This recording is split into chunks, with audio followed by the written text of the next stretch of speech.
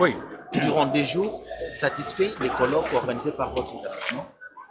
absolument satisfait parce que c'est une première où l'université lance un grand débat pour que le système éducatif de notre pays puisse se transformer et devenir beaucoup plus pratique comme le système éducatif de beaucoup d'autres pays.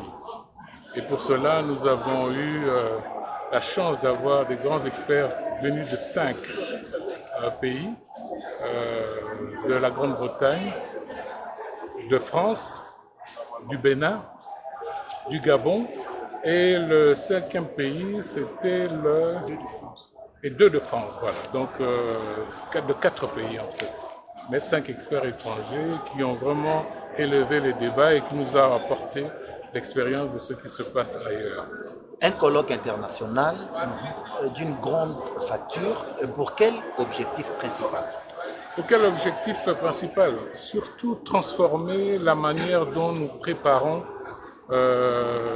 nos étudiants pour accéder sur le marché de l'emploi. Hier, la plupart du temps, nous avions un binôme qu'on appelait formation-diplôme.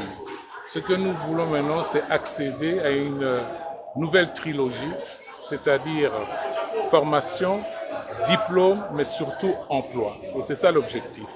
Pourquoi? Parce que le système congolais tel qu'il est aujourd'hui, nous fabriquons en fait des futurs chômeurs. Nous donnons des diplômes, mais quand ces étudiants arrivent sur le marché du travail, d'abord faut-il encore qu'il y ait un marché du travail, ils ne trouvent pas ce qu'ils cherchent. Maintenant, nous essayons de renverser la vapeur, de faire en sorte que ces étudiants-là puissent avoir la fibre de créer leur propre emploi, de devenir en fait des entrepreneurs de demain. Et les possibilités sont là, les opportunités en République démocratique du Congo sont là. La seule chose est que il faut préparer ces jeunes gens à cela et que l'État puisse mettre les conditions les meilleures pour que les gens puissent s'épanouir pour justement créer des emplois. Donc c'est tout l'environnement, non seulement éducatif, mais c'est l'environnement social, l'environnement public qui doit faire en sorte que cet objectif-là puisse se réaliser demain. Et nous sommes confiants, parce que souvent, nous les Congolais, nous ne faisons pas confiance. Comment cela va se faire pratiquement? Comment vous allez commencer cela cette année, l'année prochaine, dans 2-3 ans? Parce que souvent, on se limite au discours, aux recommandations et vous, particulièrement ici avec vous, comment est-ce que vous allez le faire? Mais les résolutions sont là, mais en fait, en réalité, on a déjà commencé cette réforme du système éducatif. D'abord, il faut se mettre au diapason des autres pays.